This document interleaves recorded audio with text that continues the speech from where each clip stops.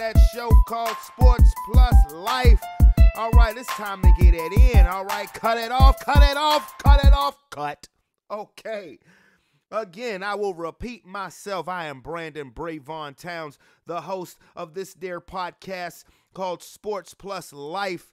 And I am on fire today because I've been so hyped to talk about today's topics, particularly with Week 17 in the NFL. But today is December 29th, 2018, which means it's just a couple of days left in this calendar year. And we just got to keep it moving along. A lot of big things happening in sports. The Peach Bowl is actually going on right now between Florida, and I am a Gators fan. I don't know if I ever mentioned that. College football, any school that's not in Virginia, I'm a Gators fan. The Cavs are actually playing in their bowl game, the Who Gives a Shit Bowl, on ABC right now. Now, again, if you are a first-time listener, go ahead and click that subscribe button, and I'll be glad to have you listen to my sports podcast, Sports Plus Life podcast. And I definitely value your opinion. So if you want to leave any comments, go ahead and feel free to just type something into that there box underneath that there screen. And, I will definitely holler at you. Now, I'm going to be honest with you. And I know this is going to come out of left field. But, I mean, have you ever just got finished taking a shit and it just felt so amazing? I mean, and when you were done, you just felt like a new person. I mean, it's 1:06 in the afternoon here in Richmond, Virginia, and I was just kind of like lagging. I was like, damn, did I turn up a little bit? Did I turn up a little bit too much last night? But man, boy, that toilet blessed me. That toilet really did bless me. I feel great now. And then on top of that, how hype I've been about today's episode. So without further ado, let's get to it. All right, we're going to dive right in, people. We're going to dive right in. Tomorrow is week 17. It's the final week of the NFL regular season already. Where did the time go? Where did it go? It's the last week of Red Zone, son of a bitch. But, man, these games are going to be bananas. Excuse me. I'm parched.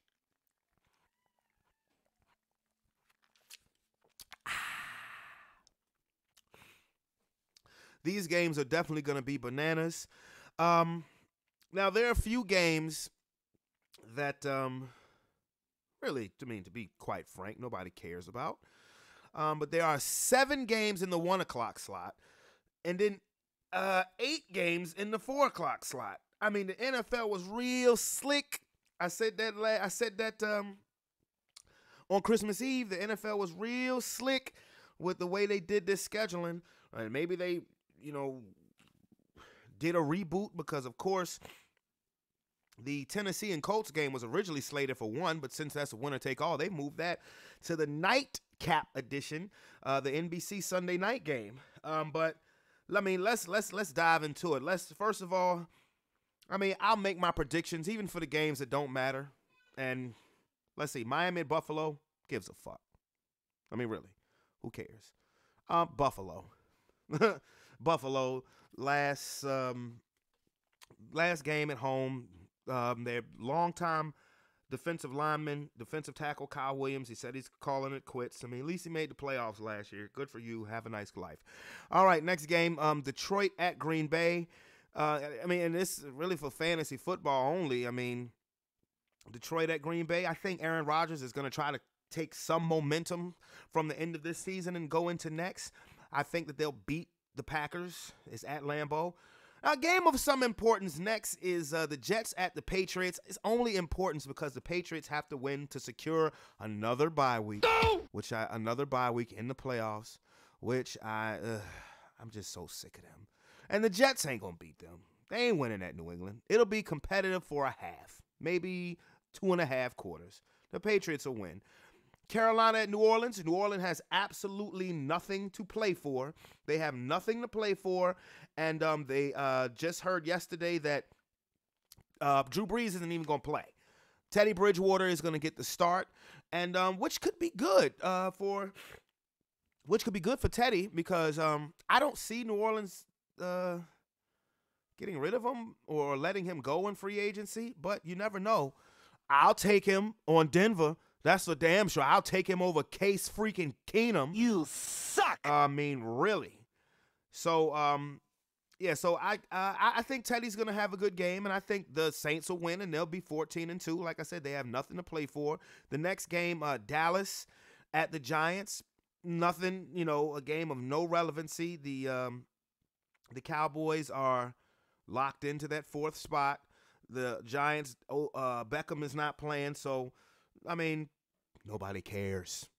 The Falcons at Tampa Bay. Game that, again, means absolutely nothing. I mean, it matters to Jameis Winston because this could be his last game as a Buck. We all know that Deshaun Jackson wants this to be his last game as a Buck. Deshaun Jackson just need to come on back to Philly, man. Just go back to Philly and go back to Philly for the rest of your career.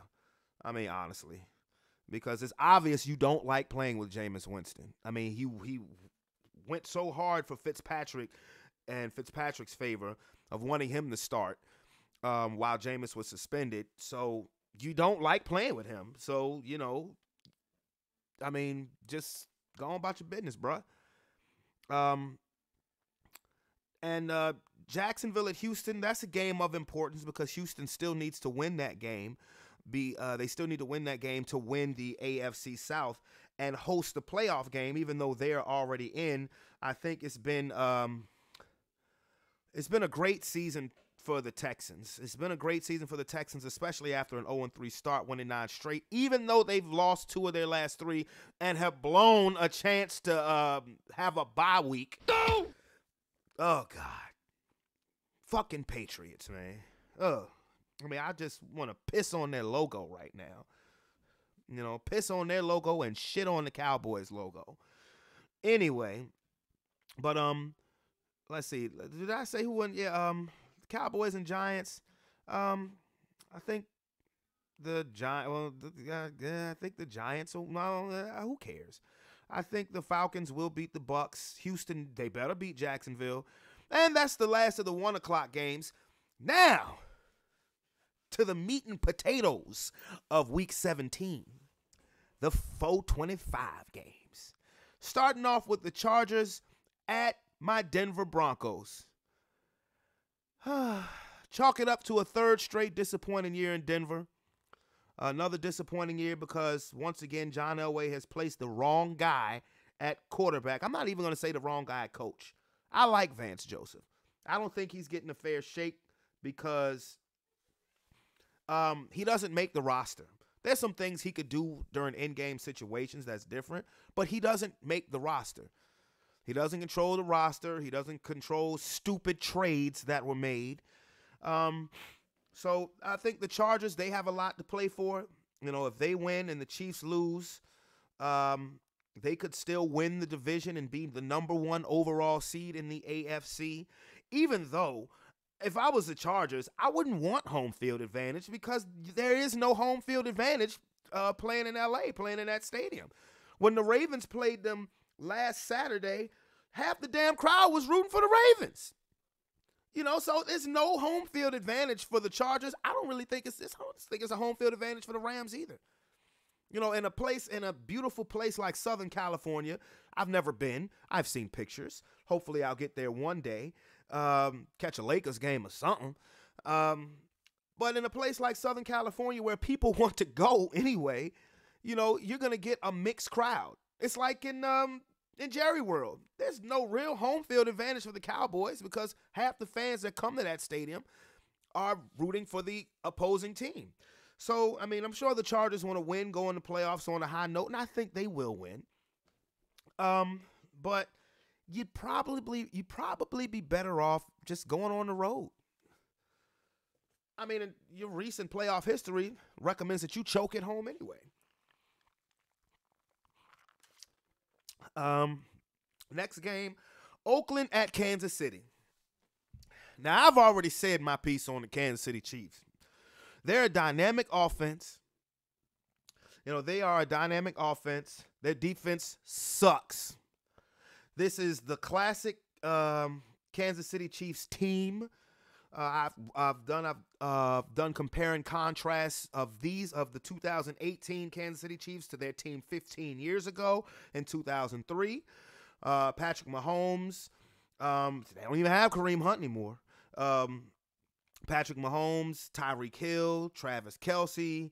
I've compared that team to the team that had Trent Green and Priest Holmes and Dante Hall and Tony Gonzalez. That went 13-3. That got the number 2 seed in the AFC. Nonetheless had a bye week, home field for at least one game, and they blew it. Just like they blow it every time they play a football game at Arrowhead Stadium. There is no home field advantage for Kansas City either. Even though, you're not going to find half of the crowd rooting for the other team. Oh, no. You're going to see, you'll be walking into the Red Sea. But all the time when it comes to the playoffs, the opposing teams part that bitch. Because the Chiefs choke at home religiously in the playoffs. But they'll beat the Raiders. They'll kick the shit out of them. They will dog the Raiders. They will get the number 1 seed. And more likely than not, I'm going to say it now, they'll probably lose their first playoff game. Now, if they win their first playoff game, then we got a whole nother discussion. Maybe they might get to the Super Bowl, but I have to see it to believe it. Because this is deja vu with the Kansas City Chiefs. Not enough people really pay attention to their futility in the playoffs. I do, because I'm an AFC West man. I do, and I will pat my team on the back when I feel like it. When you talk about the AFC West teams who get home field advantage in the AFC playoffs over the last 25 years. There's only one team that's represented, and that's my Denver Broncos. Fucking Case Keenum. I swear. You suck. Anyway, yeah, the Chiefs will beat the Raiders. Next game, San Francisco at LA. The Rams, they need this game because, they still haven't clinched a number 2 seed and a bye. If they lose, should they slip up to the 49ers, they could lose that position.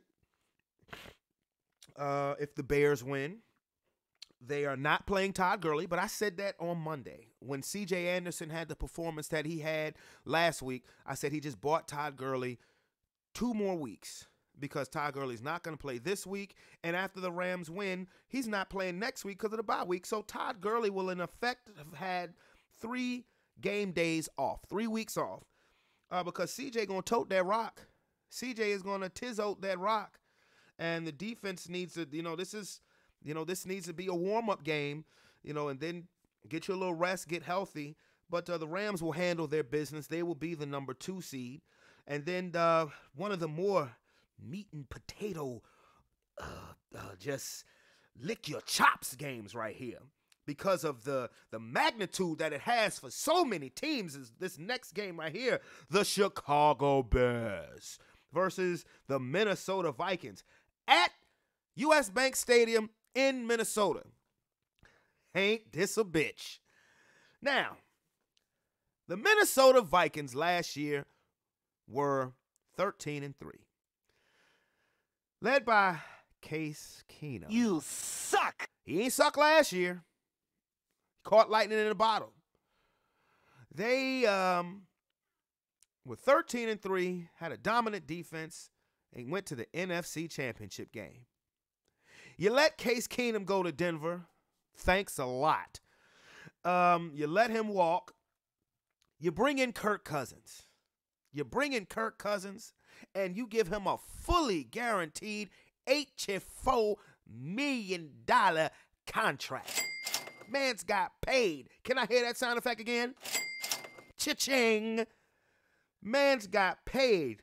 All right, UVA up 14-0 on South Carolina in the Who Gives a Shit Bowl.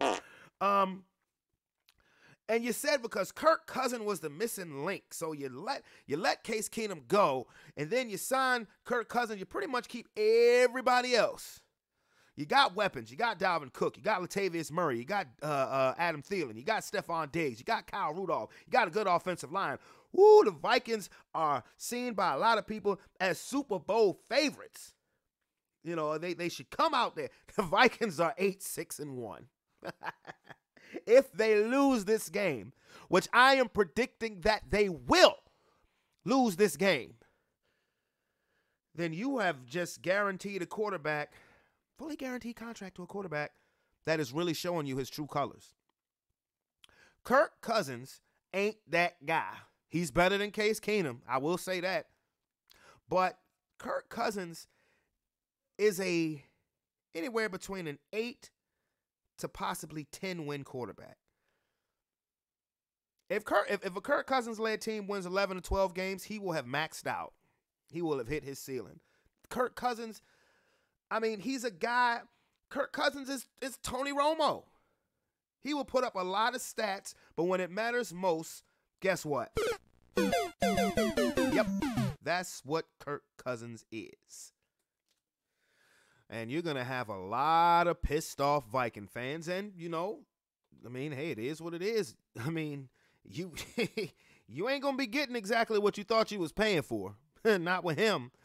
But, yes, I think the Vikings lose to the Bears. Next game, Bengals at Steelers. I mean, hey, Pittsburgh season is they have no control over nothing. They have no control over their destiny anymore. And they have the only thing they can control is if they win their game. You know, they have to beat the Bengals and hope for some help. Hope for some help in the form of the next game. The Baltimore Ravens are at home against the Cleveland Browns. Now, I think this is a dangerous game for the Ravens because, remember, Week 17, last year, Ravens needed a win to get in the playoffs at home against Cincinnati. They dropped the ball. You know, I'm pretty sure that John Harbaugh has reminded his team that they were in the same position last year, only this time if they win, they will get to host a playoff game. You don't want to do that 2 years in a row. And they're going to be playing a highly motivated team because the Cleveland Browns, like I said, the last 2 seasons for the Cleveland Browns, they were 1-31. They are 7-1 this year. You think the Browns don't want to finish this season with a winning record? I mean, they already have things to springboard from this season into next season. But, I mean, think about how good it would feel to not to help the Steelers, but just how good it would feel for the new Browns to beat the old Browns. My sports heads know what I'm talking about. But you know how good it would feel for them to finish with a winning record? But, I mean, I think that the Ravens are going to win, though. I do. I don't think that defense – I think Baker Mayfield's going to have a tough day. And I don't have the Steelers making the playoffs. Le'Veon Bell.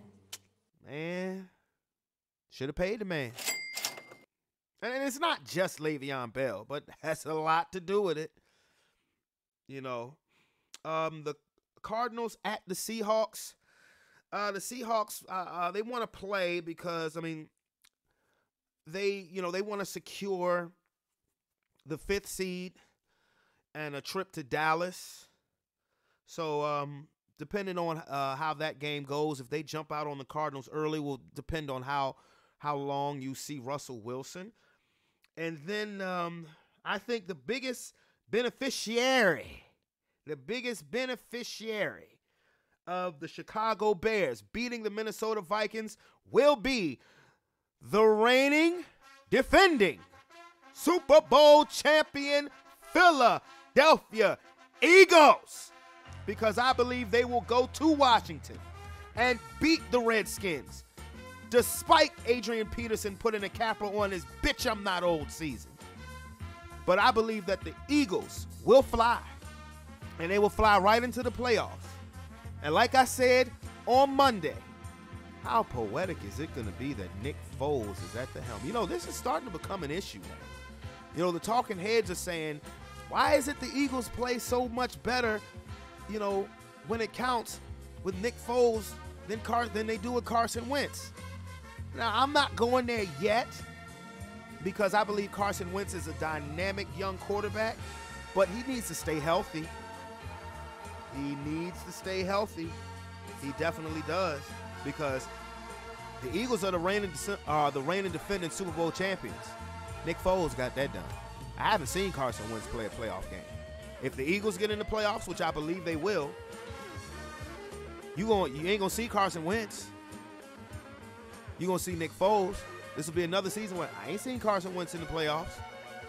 Now, like I said, I'm not going there as far as quarterback controversy, but let Nick Foles get the Eagles into the playoffs and they make another run. You know, some people are saying and they go back to the Super Bowl. I'm not going that far. Let Nick Foles get into the playoffs and they make it to the NFC Championship game. That means you will have had to go into New Orleans and beat the Saints. Now you're talking a whole nother language. Then I'm going to go there, because your best ability is availability. Now, I'm not going to sit here and say that Carson Wentz is that Nick Foles is a better quarterback than Carson Wentz. I'm not going to say that.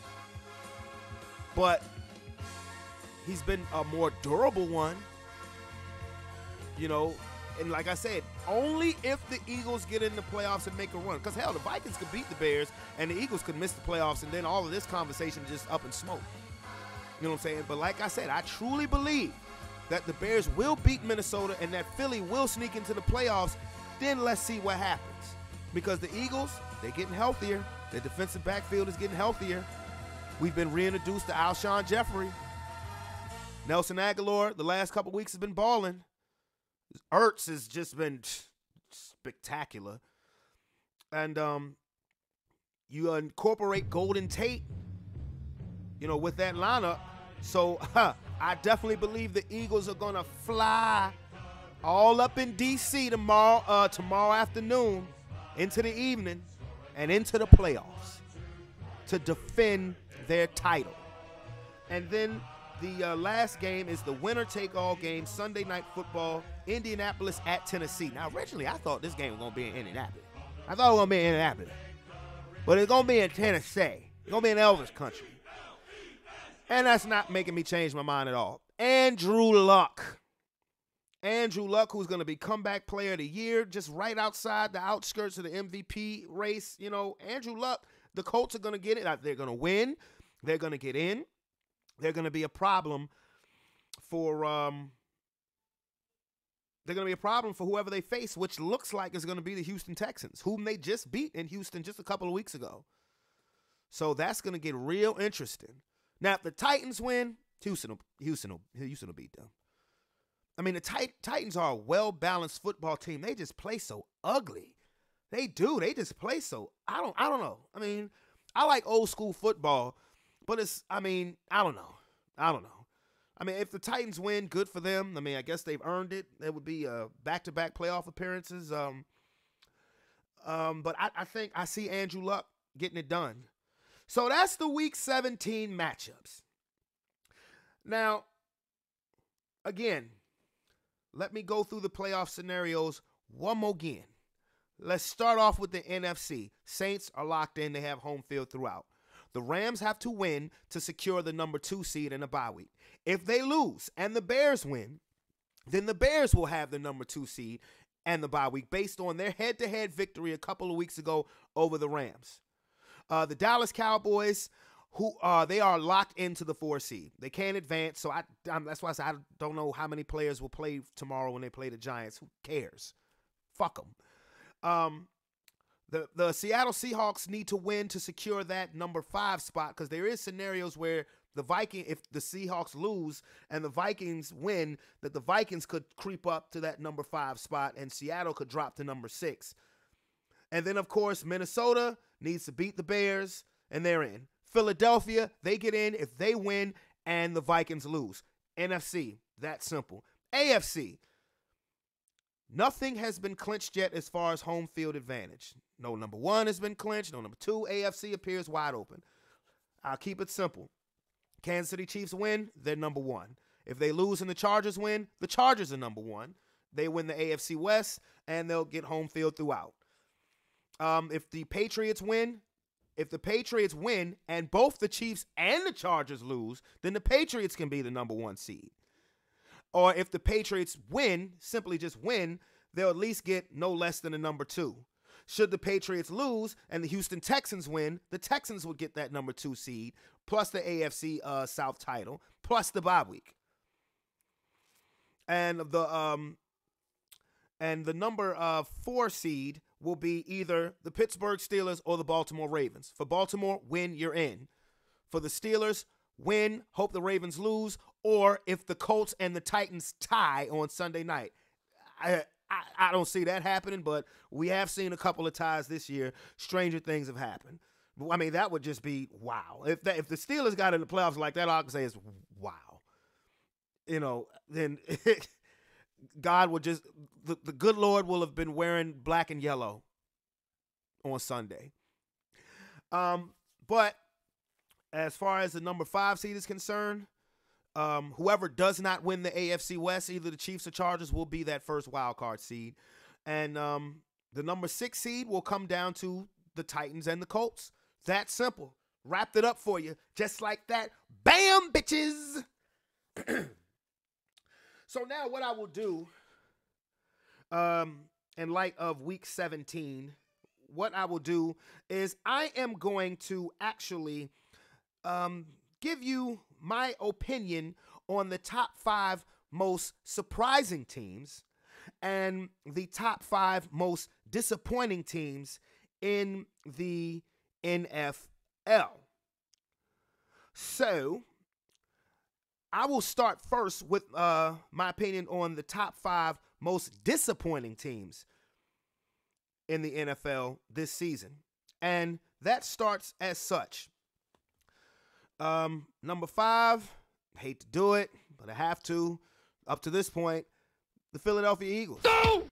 I say the Philadelphia Eagles because injuries hit everybody. Injuries hit everybody. And you'll hear a lot of that as my list goes along.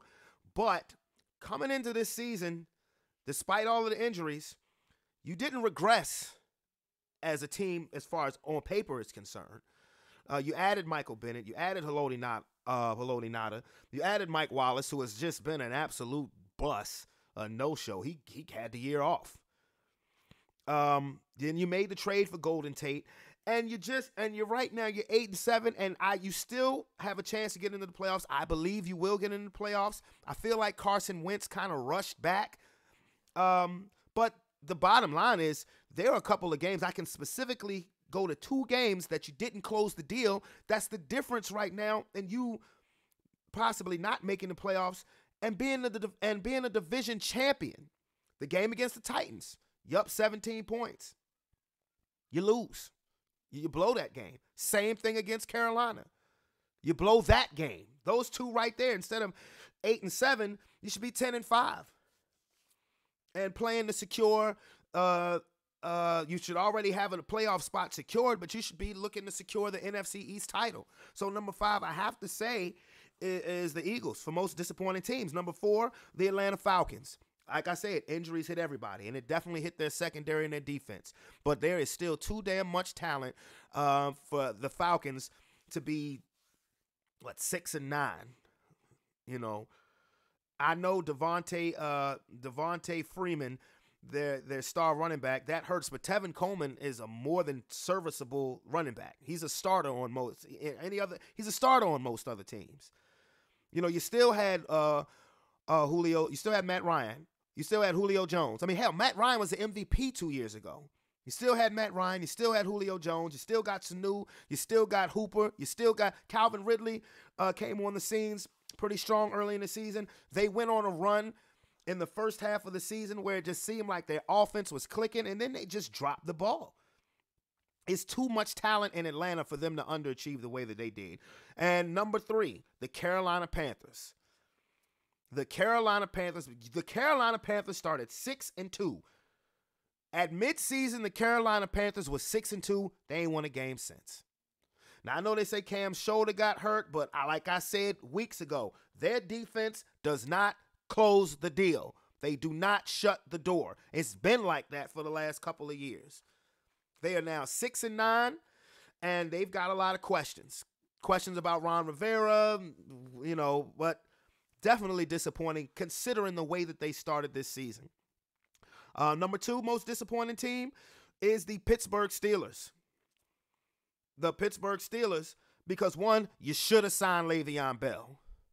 Instead of they should have signed him instead of trying to pimp him on these franchise contracts. He is showing his worth. And plus that, I'll also add to the fact that, the Steelers, they had a rocky start to the season, 1-2-1, but then went on a winning streak that had them at one point, number 2 in the AFC. And then you lose 4 straight games. The AFC West does a clean sweep. I mean, classic case scenario, another team that did not close the door on games that they had won. You lost to the Chargers up by 16 at home. Then the next week, you lose to Denver. And, I know it was in Denver. Denver's always a tough place to play. But the Steelers are a better team than Denver. Period. They should have won that game. They should have won that game. And then, to make matters worse, the next week, you lose to Oakland. You suck. Oakland. You lose to the Raiders. Come on. Then you beat the Patriots, but then, then you drop the ball. Literally, Juju drops the ball against the Saints. And now you have no control, and 9 times out of 10, more likely than not, you're not going to make the playoffs. No! Huge disappointment because, like the Carolina Panthers, there was a mid to late season meltdown. And my number 1 most disappointing team in the NFL, I've been saying it for weeks, is the Jacksonville Jaguars. Because they have arguably the best defense in football. They were in the AFC Championship game last year. They started the season 3-1, and the plane just crashed. Blake Bortles got benched. Leonard Fournette fighting people and got suspended. And they just nosedive. And the thing about it is, injuries really wasn't even a part for them. Their defense was predominantly healthy the whole season. And I guess you get frustrated when you play defense lights out so much and you just have an offense that just ain't shit because you have a quarterback that ain't shit. Leonard Fournette, I'm gonna say this, dude. You're a good young running back, but the best ability is availability. You another one who missed too many damn games. And Jacksonville has they've just stunk it up this season. They really have. They need to go. I don't know why and I like Tom Coughlin. I have a lot of respect for him, but the way that he just dismisses as far as getting another quarterback, particularly Colin Kaepernick, really rubs me the wrong way. That's why your team sucked this year. You suck. Because if you had Cap at quarterback, you'd be in play for that division. Just my opinion. And so those are my top 5 most disappointing teams in the NFL this season. Again, Eagles, Falcons, Panthers, Steelers, and Jacksonville. And dishonorable mention, they didn't crack my list, but for dishonorable mention, the Green Bay Packers. Aaron Rodgers. If you got Aaron Rodgers and he's playing every game and you are missing the playoffs for your second straight year, definite disappointment. Definite disappointment. I think Aaron Rodgers, who was hurt the very first game of the season, tried too hard to live up to that monster contract, and he just dropped the ball. And it just wasn't working. Your coach got fired. Your fingerprint seemed to be all over it. So, disappointed. Next, the Minnesota Vikings for my dishonorable mention. And for reasons that I said earlier, you guaranteed Kirk Cousins, fully guaranteed his contract. Said that he was the missing link. And you still had your defense, and you are fighting for your playoff life going into the last week of the season. You may still make the playoffs, but to me, to be going into the last week of the season and you could possibly miss the playoffs, that is a huge disappointment. And I hate to say this, my last dishonorable mention is my Denver Broncos.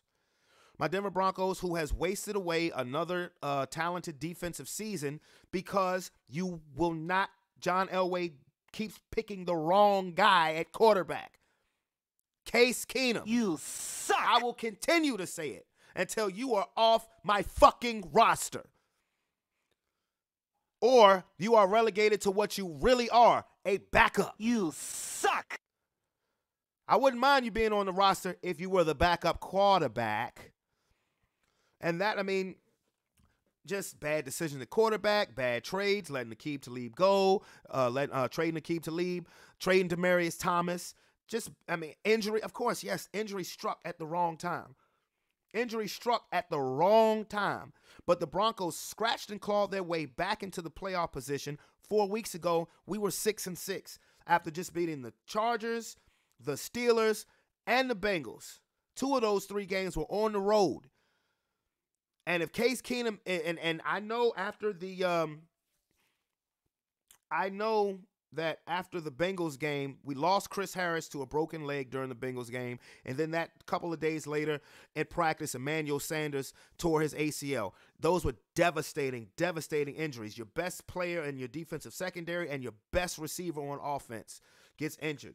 But if Case Keenum is the guy who you thought you got, the guy who you thought he was, your next 3 games being at San Francisco, home to Cleveland, and at Oakland, and we lose all 3. You suck. If Case Keenum was that guy, then damn it, we would have won all 3. We should be 9-6 with a chance to go to the playoffs. But I'm going to say it again.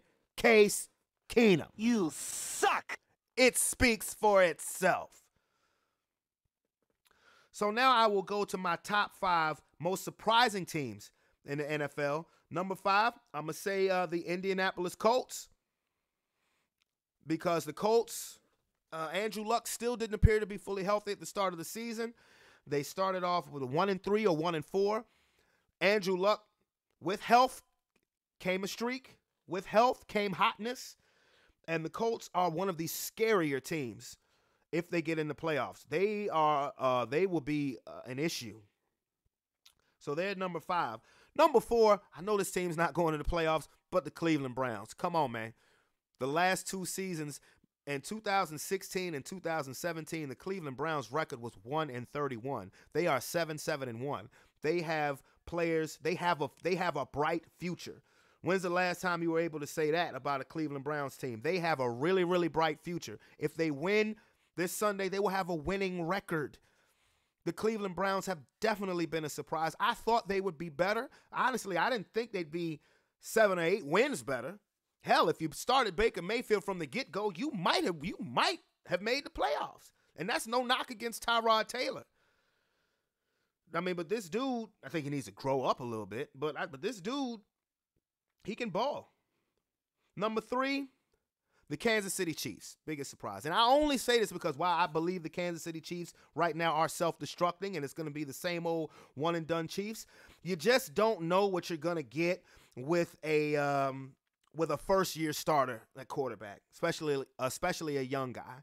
Patrick Mahomes has been tremendous. He's in the MVP discussion. Don't think he's going to get it, particularly with him losing the last 2 games. I think he had a chance, but I believe that MVP firmly goes to Drew Brees, mainly because, one, he's the quarterback on the best team with the best record in football.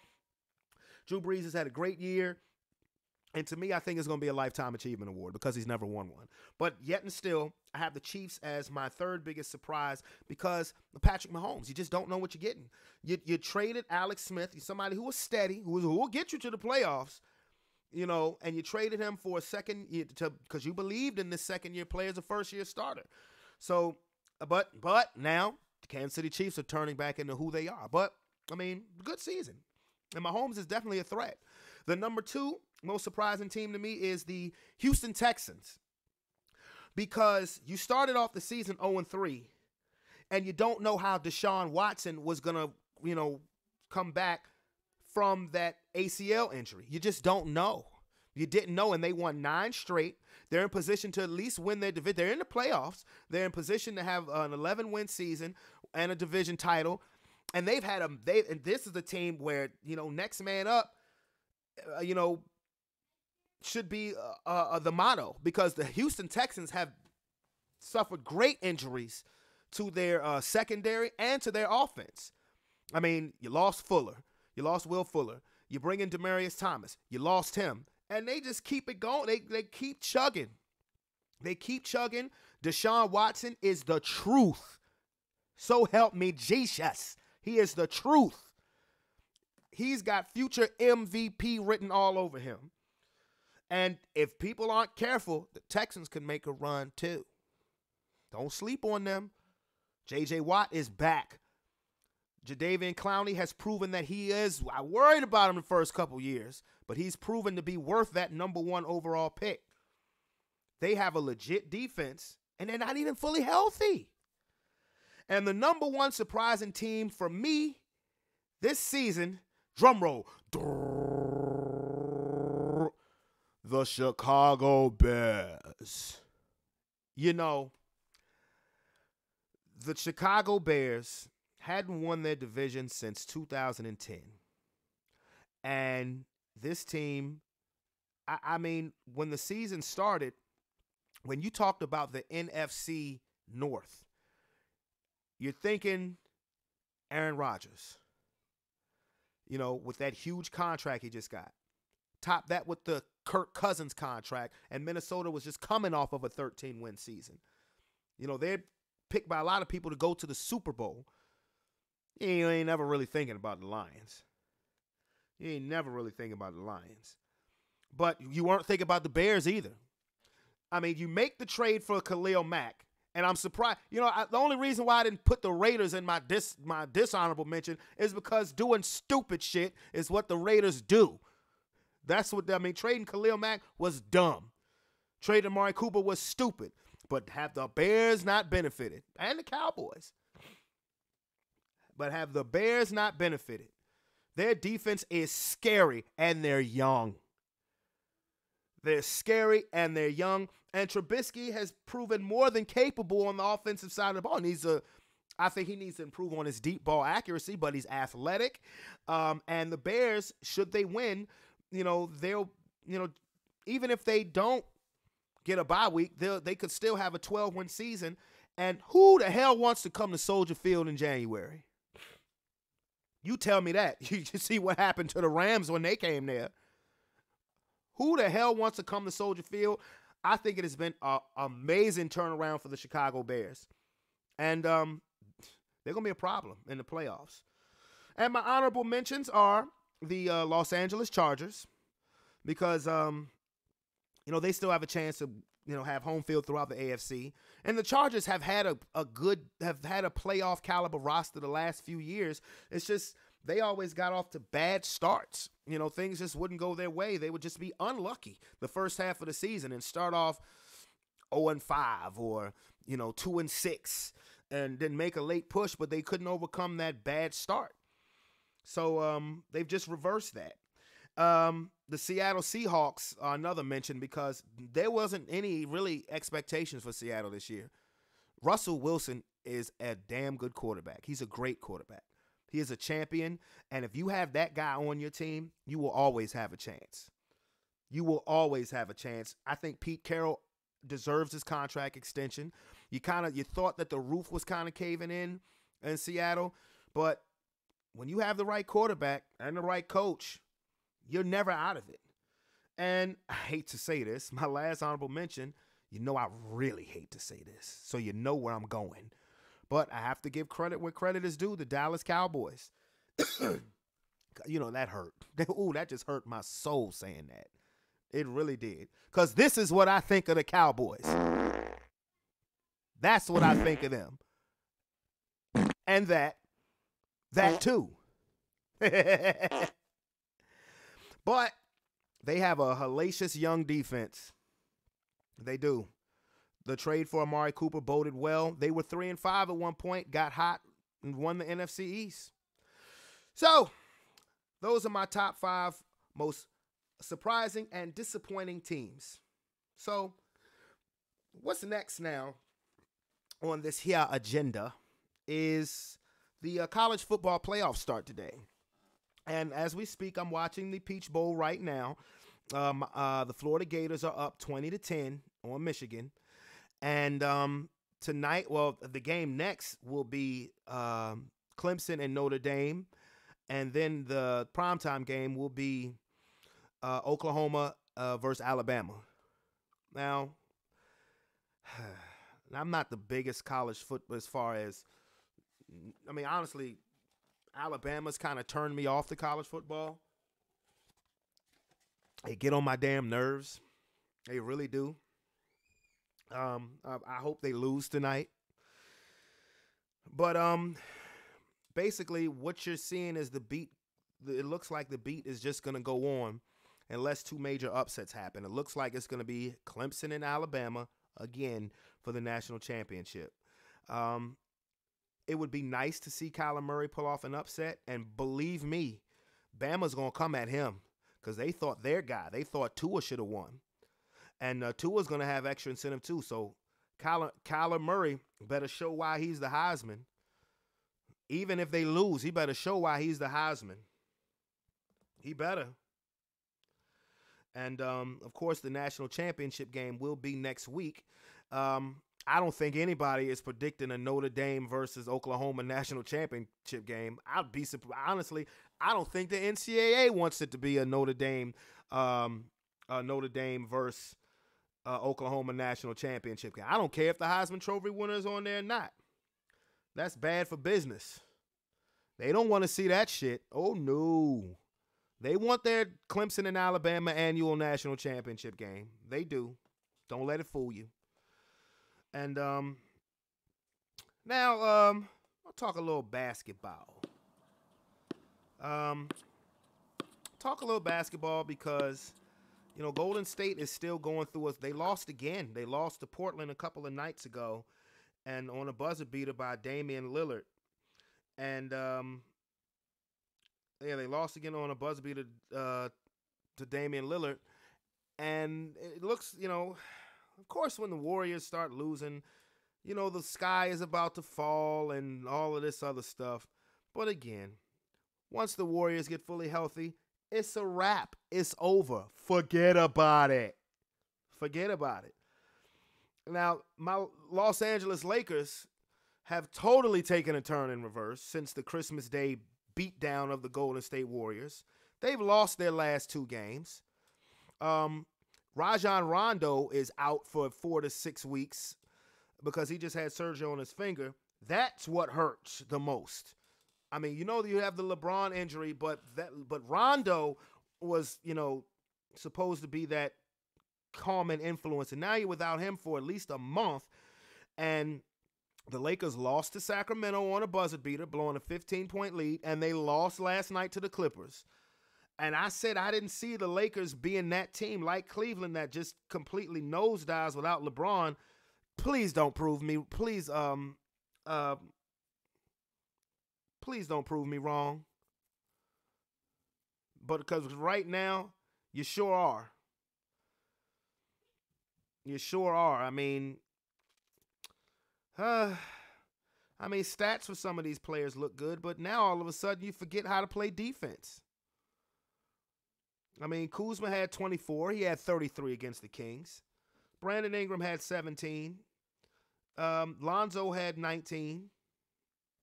You know, Josh Hart had 12. But, I mean, bottom line is I don't give a damn who scored what. You lost. So, you know, it is what it is. Looks like the Lakers really going to need LBJ to get back soon. I don't believe this happens if Rondo is on the court. But I still wouldn't. If I'm Magic Johnson, I'm still not looking to move anybody. I'm just not. You know, let this squad grow together. Let them figure it out. Let them figure it out.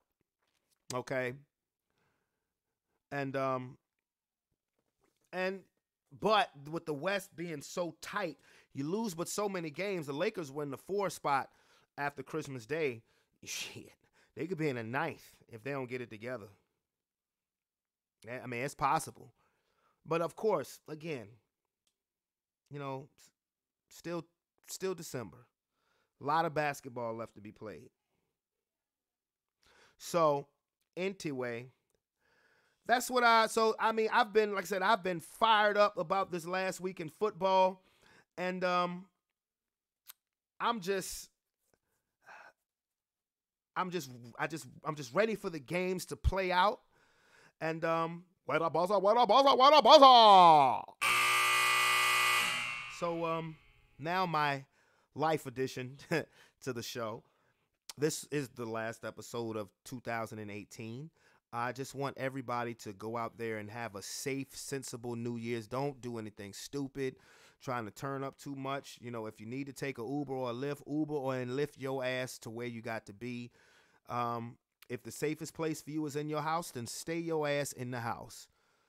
You know, stay your ass in the house because the ball going to drop regardless. You know, I just want everybody to be safe. And remember, you know, like I talked about on the last show, I don't do the New Year's resolution thing because that's just putting unfulfilled promises on yourself. You know, I've set goals. Hey, UVA's up 21-0. I will set goals. I think that's more realistic. But my main goal is just to be a better person, to be better than I was in the previous year. That's my goal. That's my main goal. You know, anything else will come with time, effort, and discipline. But the main thing I'm going to put an effort and discipline into doing is making sure that I'm a better person than I was the year before. So with that being said, I will be coming to you guys on January 1st. Oh, yeah. Oh, yeah. With that being said, it is your boy, Brandon Brevon Towns. This has been another episode of Sports Plus Life. Again, go ahead and hit that subscribe button, and I'm going to be out of here. I'll check you guys next year. Peace.